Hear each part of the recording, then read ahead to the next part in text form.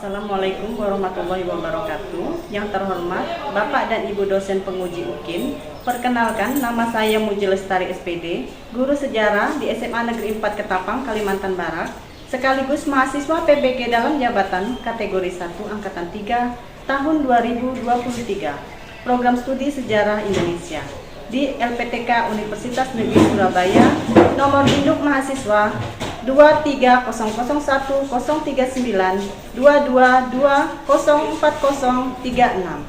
Pada hari ini, Senin 2 Maret 2024, saya melakukan uji kinerja di SMA Negeri 4 Ketapang dengan materi teori masuknya Hindu-Buddha di Indonesia dengan model pembelajaran problem based learning. Berikut adalah video pembelajaran dari saya.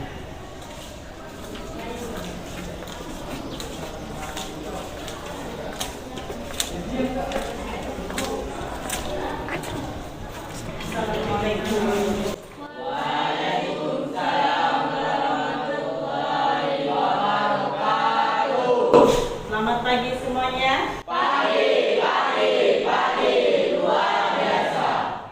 Selamat pagi ya. Oke, baik, dilihat dulu kondisi kelasnya. Sudah siap untuk belajar? Oke, baik, kalau sudah siap kita mulai untuk pelajaran pada hari ini. Kita berdoa dulu ya.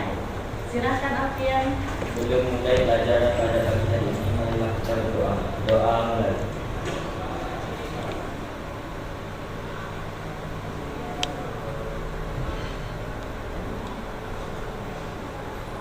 Berdoa selesai. Kita Amelia Nibulin, Bayu Maulana, Ayo, Fitri Rahmawati. sampai dulu. Sebelum masuk materi pada hari ini, masih ingat materi yang minggu lalu itu apa? Ingat Bu, Apa? mendeskripsikan tentang kerajaan Hindu-Buddha di Indonesia. Mendeskripsikan tentang kerajaan Hindu-Buddha Hindu-Buddha di Indonesia. Kerajaan Hindu-Buddha di Indonesia itu kerajaan apa saja? Kerajaan mana? Candi apa? Candi Prambanan. Candi Prambanan. Apa? Terus apa lagi selain itu? Tidak? Sistem kepemimpinan masyarakatnya. Sistem kepemimpinan masyarakatnya bagaimana? Sebelum kedatangan budaya Hindu-Buddha masuk, kedudukan kepala suku digantikan oleh raja. Ya. Kedudukan raja tidak lagi dipilih oleh masyarakat, melainkan diwariskan secara turun-temurun. Ya, jadi terima kasih. Ya. Jadi itu, jadi sebelum adanya raja, ya, kedudukan masyarakat itu dilalui oleh kepala suku, jadi secara turun. Kita masuk ke materi berikutnya, teori masuknya Hindu-Buddha di Indonesia. Kemudian, coba dilihat dulu di papan tulis nih. Gambar apakah ini? Pedagang. Pedagang, apa lagi? Berlayar, apa lagi?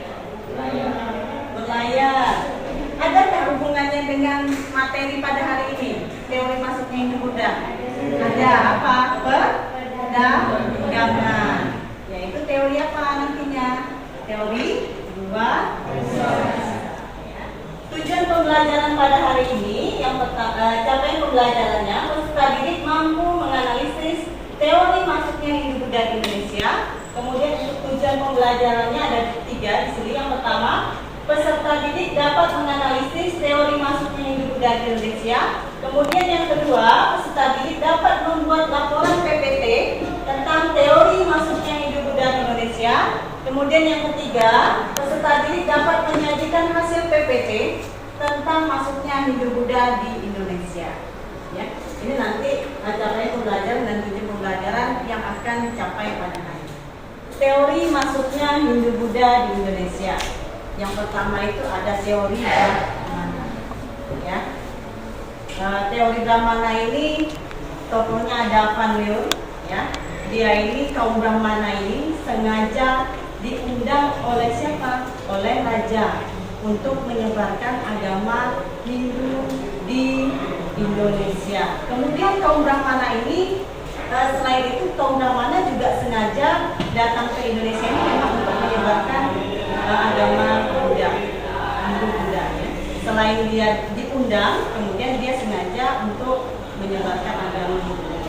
Kemudian ada teori kesatria. Teori kesatria ini ada salah satu tokohnya ada Majundar. Ya, Majundar. Mereka ini para prajurit ini, ya, ini datang di Indonesia yaitu melarikan diri dari daerahnya, ya, kemudian ke Indonesia. Kemudian teori Waisa. Teori Waisa ini adalah menurut N.J. Kom dibawa oleh para pedagang. Ya, pedagang-pedagang ini datang ke Indonesia untuk berdagang. Ya. Kemudian mereka menetap tinggal di Indonesia dan menikah dengan penduduk Indonesia. Kemudian ada teori Sudra. Teori Sudra itu ada Von Van Peebles. Mereka ini yaitu suku orang yang terbuang gitu ya. Kemudian mereka datang ke Indonesia itu sengaja untuk apa? Untuk mencari kehidupan yang lebih baik lagi. Kemudian ada yang kelima, ada teori arus balik. Ya, teori arus balik ini ada F.D. Bos. Ini orang Indonesia ya sengaja belajar agama Hindu ke India. Kemudian setelah itu nanti agama Hindu setelah mereka belajar ke India sana, nanti mereka menyebarkan agama Hindu ini ke Indonesia. Buktinya adalah prasasti Nalanda. Oke. Setelah Ibu sampaikan tadi tentang teori masuknya Hindu Buddha di Indonesia, sekarang kita lihat video dulu ya. Ini kita akan membahas materi proses masuknya Hindu Buddha ke Indonesia. Menurut para sejarah, terdapat beberapa teori mengenai tokoh pembawa dan penyebar agama Hindu di Indonesia. Teori tersebut adalah sebagai berikut. Yang pertama, teori Brahmana. Teori ini dikemukakan oleh D.C. Panjur. Menurut teori Brahmana, bahwa agama dan kebudayaan Hindu Buddha yang datang di Indonesia dibawa oleh golongan Brahmana atau golongan agama yang sengaja diundang oleh penguasa di Indonesia. Mereka sengaja diundang untuk mengajarkan agama sekaligus memberikan legitimasi kekuasaan raja yang ada di Nusantara. Yang kedua, teori kesatria. Teori kesatria dikemukakan oleh C.C. Mukherjee dan Jadal Mun. Menurut teori kesatria, bahwa penyebaran kebudayaan Hindu Buddha di Indonesia dilakukan yaitu kalangan raja dan bangsawan. Yang ketiga, teori Waisa. Teori Waisa dikemukakan oleh N.J. Kom. Menurut teori Waisa, bahwa golongan Waisa atau pedagang merupakan golongan terbesar yang berperan dalam menyebarkan agama dan kebudayaan Hindu Buddha. Mereka melakukan perdagangan antar pulau sekaligus berdagang dengan penduduk Indonesia. Golongan pedagang ini akhirnya menikahi penduduk setempat sehingga berkembanglah agama Hindu. Yang keempat, teori Sudra. Teori Sudra dikemukakan oleh Van Pater. Menurut teori Sudra, bahwa agama Hindu disebarkan oleh golongan Sudra. Golongan Sudra adalah golongan paling bawah dan terpulang. Mereka akhirnya berlayar mencari daerah baru untuk mengubah nasib mereka. Yang kelima, teori arus balik. Teori ini dikemukakan oleh F.D.K. Bos. Menurut teori arus balik, adanya peran aktif orang-orang Indonesia dalam penyebaran kebudayaan Hindu Buddha di Indonesia. Pertama kali datang ke Indonesia adalah orang-orang India yang memiliki semangat untuk menyebarkan agama Hindu Buddha. Karena pengaruhnya itu, ada di antara tokoh masyarakat Indonesia yang tertarik untuk mengikuti ajaran Hindu Buddha. Pada perkembangan selanjutnya, banyak orang Indonesia sendiri yang pergi ke India untuk berziarah dan belajar agama Hindu Buddha di Indonesia. Sekembalinya ke Indonesia, mereka yang mengajarkan dan menyebarkan agama Hindu Buddha pada masyarakat Indonesia. Materi yang kedua yaitu pengaruh masuknya Hindu-Buddha ke Indonesia. Yang pertama, agama. Dari kepercayaan animisme dan dinamisme, akhirnya masyarakat Indonesia mulai menerima sistem kepercayaan baru, yaitu agama Hindu-Buddha. Yang kedua, pemerintahan. Sistem pemerintahan kerajaan dikenalkan oleh orang-orang India. Dalam sistem ini, kelompok-kelompok kecil masyarakat bersatu dengan kepemilikan wilayah yang lebih luas. Kepala suku yang terbaik dan terkuat berhak atas tampuk kekuasaan kerajaan. Oleh karena itu, lahirlah kerajaan-kerajaan yang bercorak Hindu dan Buddha. 3. Kehidupan sosial. Dalam bidang sosial, terjadi bentuk perubahan dalam tata kehidupan sosial masyarakat. Masyarakat mulai mengenal sistem kasta. Muncullah golongan-golongan baru dalam masyarakat seperti golongan Brahmana, Satria, Waisa, dan Sudra. Yang keempat, arsitektur. Salah satu tradisi megalitik adalah bangunan bangunan berundang-undang. Tradisi tersebut berpadu dengan kebudayaan India yang mengilhami pembuatan bangunan candi. Jika kita memperhatikan Candi Borobudur, akan terlihat bahwa bangunannya berbentuk limas yang berundang-undang. Hal ini Dari video yang tadi Anda lihat, ya, yang tadi siswa lihat, di sini memunculkan suatu permasalahan tentang apa?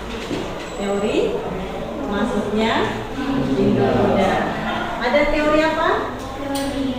Brahmana. Teori Kshatriya. Apa lagi?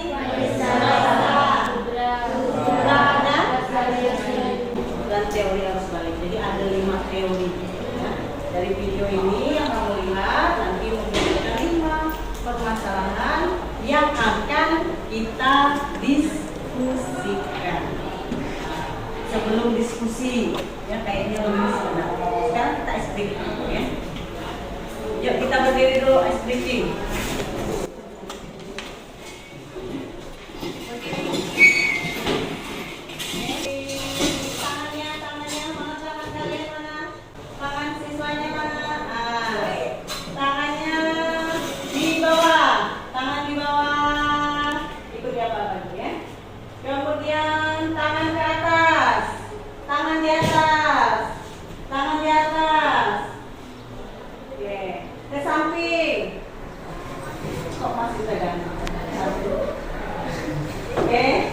Samping,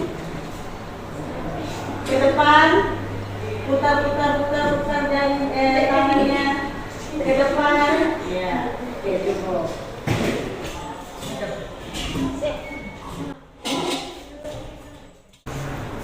Berkelompok, duduk berkelompok, Ibu akan membagikan LKPD, ya.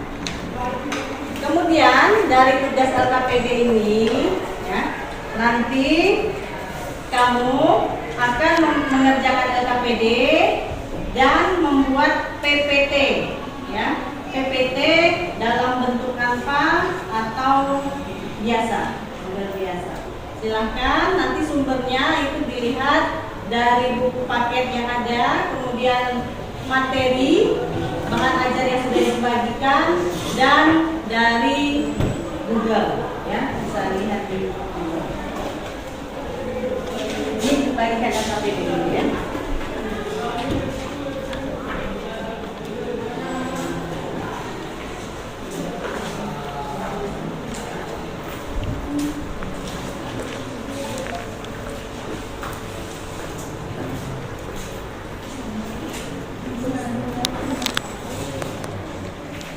Apakah ada pertanyaan? Sudah jelas untuk pengerjaan tugas LKPD dan PPT? Jelas ya? Tidak ada yang bertanya?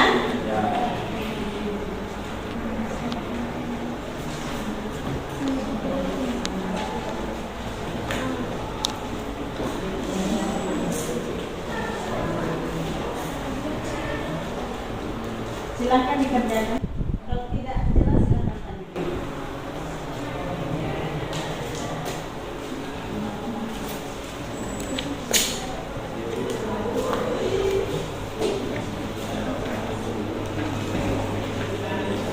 ada langkah kerja penggunaan LKPD. Dilihat dulu LKPD-nya, ya. Nanti kamu tulis nama kelompoknya di LKPD, kemudian langkah kerjanya ada, silahkan dibaca dulu di situ, ya. Siapa tokoh dan bagaimana pendapatnya, siapa saja tokohnya, kemudian analisislah kekuatan dan kelemahan teori masuk Hindu Buddha di Indonesia, analisislah teori mana yang mendekati kebenaran, kemudian yang keempat teori Brahmana yang penting menyebarkan lautan, sementara Maisa dan Satria yang tidak paham bahasa Sanskerta lalu budaya yang tidak punya uang, kenapa mereka sampai ke Indonesia. Jadi nanti kamu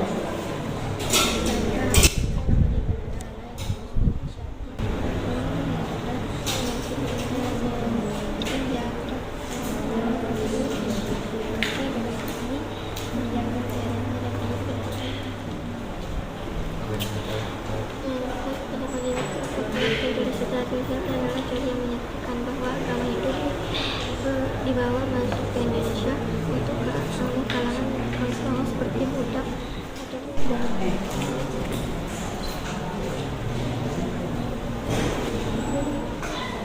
Pada awalnya sama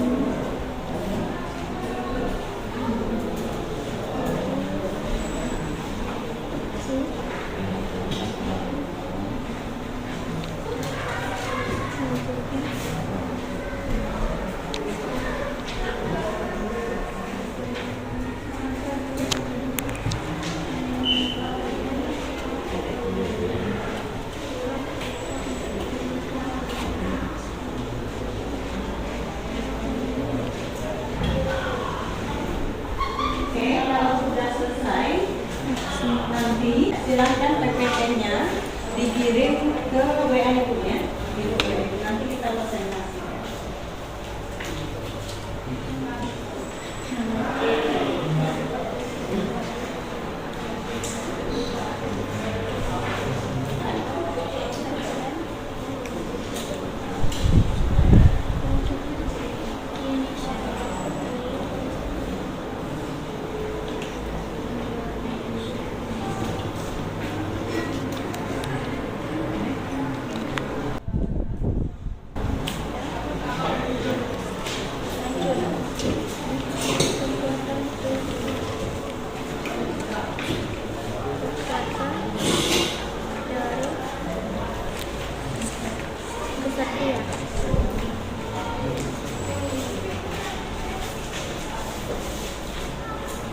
Terletak pada fakta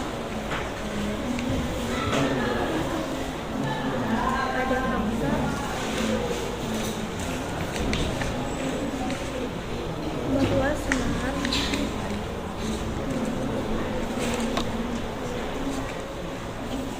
Oke, kalau sudah kita presentasi dulu ya. Untuk presentasi kita mulai kelompok 1, silahkan maju kelompok 1. Alfian, Rizka, Amel, dan Ridwan. Silakan. Assalamualaikum warahmatullahi wabarakatuh. Waalaikumsalam warahmatullahi wabarakatuh. Kami dari kelompok 1 perkenalkan nama saya Alfian. Kami di sini akan menjelaskan teori Brahmana. Teori Brahmana menyatakan bahwa agama Hindu dan Buddha masuk ke Indonesia dibawa oleh kaum Brahmana, pendeta yang diundang para penguasa di Indonesia. Teori ini didukung oleh J.C. Palleur. Bukti penguat dari pernyataan ini adalah adanya prasasti pada masa kerajaan Hindu Buddha. Tokoh dan pendapatannya. Penemu teori Brahmana dalam modul Kementerian Pendidikan dan Kebudayaan disebutkan tokoh penemu teori Brahmana adalah Palleur. Teorinya juga didukung oleh tokoh lain yaitu Panleon. Panleon mengamati unsur budaya India di dalam kebudayaan Indonesia. Peran Brahmana di sini ialah mengenalkan kebudayaan India kepada para penguasa Nusantara yang saat itu mengundang kaum Brahmana ke kerajaannya. Para penguasa ini mengundang orang India dengan taraf yang sama untuk meningkatkan kondisi negeri mereka agar lebih baik. 2. Indikator. Sepakat dengan Panleon bahwa kedatangan para Brahmana ini adalah undangan dari penguasa Nusantara dan datang menggunakan kapal perang. Mereka diundang untuk melakukan upacara khusus yaitu Yasoma yang dapat menghidupkan seorang. Kemudian mereka mendapatkan pendidikan hormat seperti menjadi pemuda atau nasihat karya karena menguasai filosofi nasihat ini mencakup masalah agama, pemerintahan dan hukum. Kekuatan teori Brahmana. Kekuatan teori ini adalah kemampuan dan penguasa kaum Brahmana atas ajaran Hindu dan isi kitab Veda. Yang dipanggil oleh kerajaan untuk pengajaran atau menyebarkan ajaran agama Hindu Buddha. Kaum Brahmana ini merupakan orang-orang yang cukup dipandang dalam lingkungan masyarakat, terutama dalam kerajaan pada saat itu. Epictetus dari teori Brahmana merupakan seorang sejarawan yang sangat dikenal dengan kemampuannya dalam membuat karya tulis, dan ia sering dikenal dengan nama J.J. Panleon. Berkat kemampuannya dalam menulis, ia membuat pemikiran baru tentang penulisan sejarah Indonesia. Bukan hanya menggunakan sudut pandang Belanda, tetapi yang harus menggunakan sudut pandang bangsa Indonesia atau masyarakat lokal.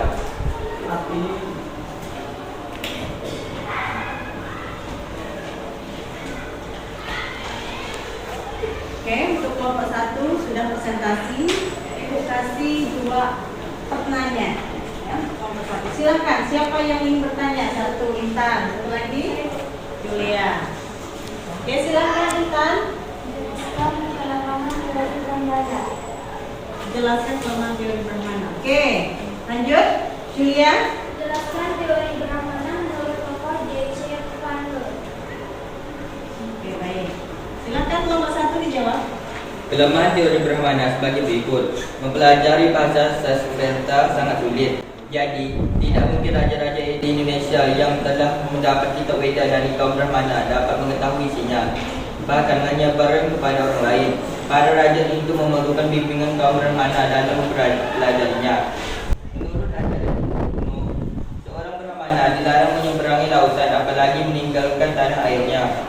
Jika ia melakukan tindakan tersebut, ia akan kehilangan hak atas kastanya. Dengan demikian, mendatangkan para Brahmana ke Indonesia bukan merupakan tindakan wajar.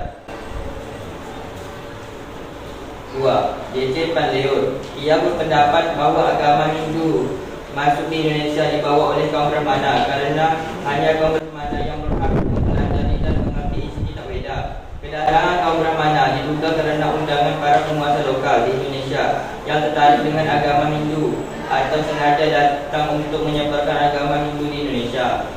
Jelas? Oke, jelas ya? Oke, silakan. Baik, kalau sudah jelas. Sekian presentasi dari kami. Wassalamualaikum warahmatullahi wabarakatuh. Waalaikumsalam warahmatullahi wabarakatuh. Kita beri pos dulu. Kelompok 2. Assalamualaikum warahmatullahi wabarakatuh. Waalaikumsalam warahmatullahi wabarakatuh. Saya dari kelompok 2, nama saya Juliani. Nama saya Hadirohlia Rahma. Nama saya Sabina. Kami di sini akan mempresentasikan hasil PPT kami tentang teori kesatria. Pengertian teori kesatria adalah teori masuknya ajaran agama dan kebudayaan Buddha yang ditemukan oleh Cornelis Christenberg dan didukung oleh sama halnya dengan manusia yang memiliki kasta kesatria. Maka teori kesatria adalah sebuah teori masuknya agama Buddha ke Indonesia yang dibawa oleh golongan kesatria atau para perwira atau prajurit. apa sih para perwira atau prajurit Nusantara? Datangnya perwira atau prajurit Indonesia dikarenakan mereka mengalami kekalahan saat terjadi perang dunia. Mereka yang datang ke Indonesia bertujuan untuk mendapatkan tempat tinggal untuk bertahan hidup. Dapat dikatakan bahwa datangnya para prajurit atau perwira merupakan pelarian mereka atas kekalahan yang diterimanya saat berperang. Beliau berpendapat bahwa pada abad ke-5 banyak kerajaan-kerajaan di India Selatan mulai mengalami kehancuran, sehingga mereka yang masih bertahan hidup termasuk keluarga kerajaan tersebut melarikan diri ke Indonesia. Mukherjee. Beliau juga mengatakan bahwa kaum yang berperan atau ikut andil dalam penyebaran agama dan kebudayaan Hindu Buddha di Indonesia adalah para petualang yang mayoritas terdiri dari orang-orang yang memiliki kasta ksatria. Mereka yang kalah peperangan saat tinggal di India mencoba mencari tempat pelarian yang dapat dijadikan sebagai tempat tinggal. Penentang teori kesatria. Ada dua ahli yang memberikan kritik terhadap kebenaran dari teori kesatria ini. Frederick David Douglass menurut beliau, tidak ada prasasti yang menjelaskan bahwa seorang kesatria membawa masuk ajaran agama dan budaya ke Indonesia. Dan menurut pendapat Nicholas Johannes Blum bahwa masih ada unsur Indonesia dalam penyebaran ajaran agama dan budaya yang dilakukan oleh para kesatria ketika masuk ke Indonesia. Dari pendapat itulah Nicholas Johannes Blum membuat kesimpulan bahwa budaya-budaya yang ada di Indonesia memiliki peran yang cukup aktif dalam bentuknya budaya Indonesia. Faktor yang memperkuat teori kesatria. Pertama, jiwa semangat dan berani untuk menaklukkan suatu wilayah, yang berarti kelompok perwira atau prajurit pasti memiliki keberanian dan semangat yang sangat tinggi dalam menjalani aktivitasnya, terutama ketika menaklukkan suatu wilayah. Kedua, kehancuran kerajaan-kerajaan di India Selatan. Mereka yang kalah dalam peperangan mulai mencari tempat tinggal untuk bertahan hidup, hingga akhirnya mereka memilih Nusantara atau tepatnya di Indonesia untuk dijadikan tempat tinggal. Dan faktor yang memperlemah teori kesatria. Pertama, tidak ada bukti prasasti. Kebenaran teori kesatria ini masih diragukan karena tidak ada prasasti yang mengatakan bahwa kaum kesatria masuk ke wilayah Indonesia dengan membawa ajaran agama dan kebudayaan Hindu-Buddha. Yang kedua, kaum kesatria tidak bisa menggunakan bahasa Sanskerta dan aksara Pallawa. Para prajurit atau perwira yang tidak berkasta kesatria tidak bisa menggunakan bahasa Sanskerta dan aksara Pallawa. Padahal pada zaman itu, kerajaan-kerajaan menggunakan bahasa Sanskerta dan aksara Pallawa. Yang ketiga, bukti tidak tertulis dalam sebuah catatan. Hal yang melemahkan teori kesatria berikutnya adalah tidak ada bukti tertulis dalam sebuah catatan sejarah. Dengan kata lain, belum ada literatur yang mengatakan kebenaran bahwa para kesatria masuk ke wilayah Nusantara Indonesia. Ada yang ingin ditanyakan? Oke, silakan cuma pertanyaan. Jawab. Hikmah, silakan. Jelaskan teori kesatria menurut Baginda. Jelaskan kekuatan teori kesatria. Menurut Aceh Madinda, beliau berpendapat bahwa munculnya kerajaan atau pengaruh Hindu-Buddha di Kepulauan Indonesia disebabkan oleh peranan kaum kesatria atau para prajurit India. Para kesatria diperkirakan melarikan diri dari India dan mendirikan kerajaan-kerajaan di Kepulauan Indonesia dan wilayah Asia Tenggara pada umumnya. Kekuatan teori kesatria terletak pada fakta bahwa semangat berpetualang pada saat itu umumnya dimiliki oleh para kesatria, keluarga kerajaan. Semangat berpetualang yang ditunjukkan golongan kesatria pada periode tersebut mendorong penyebaran agama dan budaya Hindu-Buddha termasuk di Indonesia. Oke, jelas? Jelas ya. Sekian dari kami. Wassalamualaikum warahmatullahi wabarakatuh. Nomor 3, silakan presentasi dulu. Assalamualaikum warahmatullahi wabarakatuh.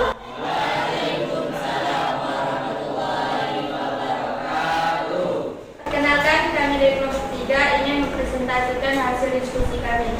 Saya Zahra. Saya Marcel. Saya Bayu Maulana. Dari sini kami akan membahas tentang teori Weisha. Apa pengertian dari teori Weisha? Teori Weisha, Enjekrom, ia berpendapat golongan yang terdiri dari pedagang, petani, dan pemilik tanah tersebut sudah mengenal agama Hindu-Buddha. Selain berdagang, kedatangan golongan Weisha juga memperkenalkan agama dan kebudayaan Hindu-Buddha kepada masyarakat Indonesia. Apa kekuatan dan kelemahan dari teori Weisha tersebut? Kelemahan dari teori Weisha adalah bahwa para Weisha tidak menguasai bahasa Sanskerta yang menyebarkan agama Hindu-Buddha Indonesia. Kelebihan dari teori Weisha adalah kekayaan SDA atau sumber daya alam di Indonesia, membuat banyak dari golongan pedagang dari kaum Weisha untuk berdagang dan bereaksi jual beli di Indonesia. Memberikan sembari berdagang, mereka juga menyebarkan ajaran hidup kepada penduduk lokal di Indonesia. Teori mana yang mendekati kebenaran? Teori Weisha merupakan teori yang dicetuskan oleh Enjekrom dalam menjelaskan masuknya agama dan budaya Hindu-Buddha di Indonesia. Teori ini menjelaskan bahwa masuknya Hindu-Buddha di Indonesia dibawa dan disebarkan oleh para pedagang India.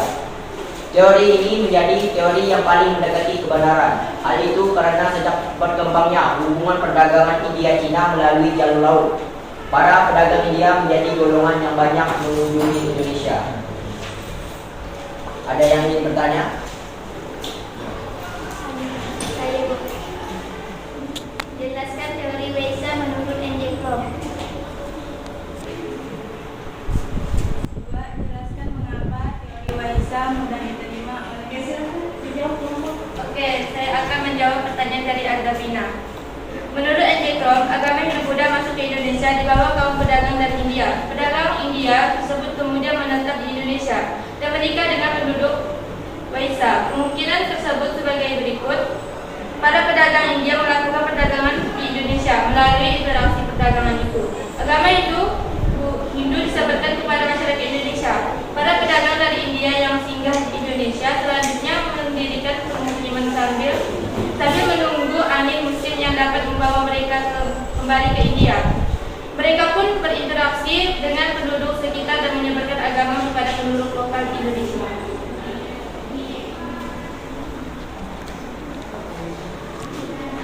Saya akan menjawab pertanyaan dari kelompok 1. Karena kaum Weisha tidak menguasai bahasa Sanskerta dan aksara Pallawa. Bahasa dan aksara tersebut hanya dikuasai oleh kaum Brahmana. Sebagian besar kerajaan Hindu-Buddha terletak di pedalaman. Jadi, jika pengaruh Hindu-Buddha di bawah pedagang, tentunya kerajaan-kerajaan tersebut terletak di daerah pesisir. Motif golongan Weisha datang di Indonesia hanya untuk berdagang, bukan menyebarkan agama Hindu-Buddha. Oleh karena itu, hubungan yang terbentuk antara penduduk raja dan saudagar pedagang India hanya berkisar pada kegiatan perdagangan dan tidak akan membawa perubahan besar terhadap penyebaran agama Hindu-Buddha. Meskipun ada perkampungan para pedagang India di Indonesia, kedudukan mereka tidak berbeda dengan rakyat biasa di tempat tersebut. Mereka yang tinggal menetap sebagian besar hanya pedagang keliling, sehingga kehidupan ekonomi mereka tidak jauh berbeda dengan penduduk setempat. Jelas? Jelas. Sekian presentasi dari kelompok kami. Wassalamualaikum warahmatullahi wabarakatuh. Oke, kita beri kelas dulu untuk kelompok. Setelah diskusi dan presentasi tadi, apakah ada yang ingin ditanyakan? Jelas? Materi yang ada? Tentang teori masuknya Indonesia. Kita kembali ke tempat duduk semula ya untuk evaluasi. Silakan kembali ke tempat duduk semula. Ibu akan bagikan evaluasi ya, evaluasi pembelajaran tentang materi pada hari ini.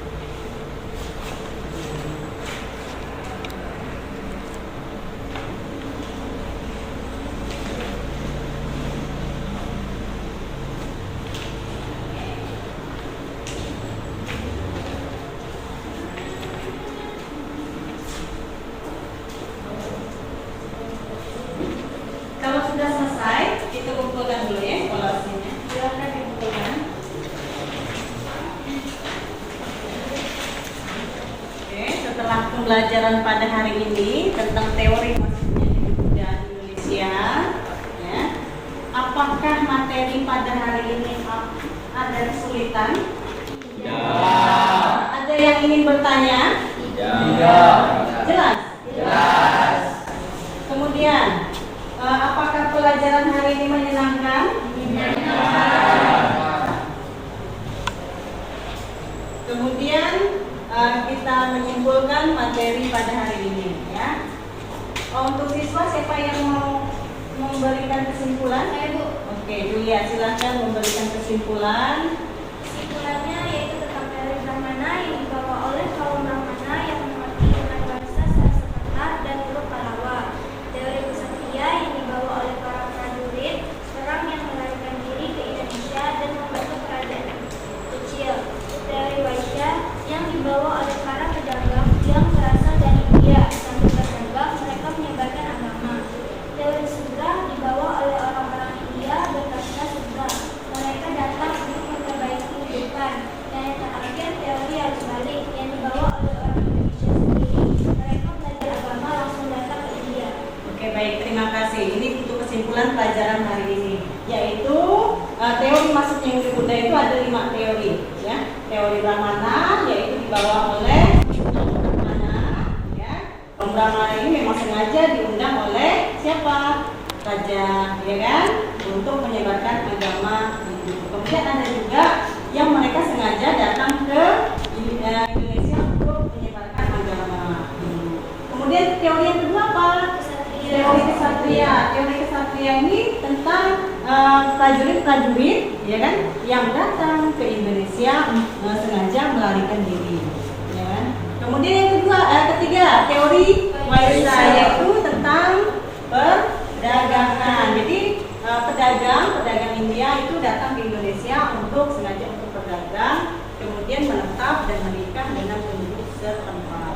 Kemudian yang keempat, teori keempat apa? Teori Sudra. Teori Sudra ini kelas yang paling bawah, ya. Kemudian mereka ini datang ke Indonesia itu untuk memperbaiki nasib kehidupannya, ya. Kemudian teori yang kelima, teori arus balik. Ya, teori arus balik. Yaitu orang Indonesia sengaja untuk ke India untuk belajar agama Hindu, kemudian menyebarkan agama Hindu ke Indonesia. Buktinya yaitu adalah prasasti Nalanda, ya. Jelas ya? Untuk materi pada hari ini teori masuknya Hindu Buddha di Indonesia. Nah, untuk materi minggu depan, ya, itu kamu baca-baca tentang kerajaan-kerajaan Hindu Buddha di Indonesia. Ada kerajaan apa? Kutai, Tarumanegara, dan lain sebagainya, ya.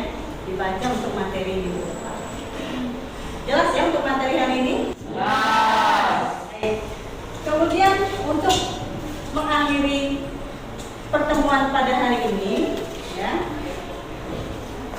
silahkan kita berdoa dulu. Sebelum mengakhiri pelajaran pada hari ini, marilah kita berdoa. Doa mulai. Terima kasih, Alfian. Oke, untuk mengakhiri pertemuan hari ini, Ibu tutup dulu. Assalamualaikum warahmatullahi wabarakatuh.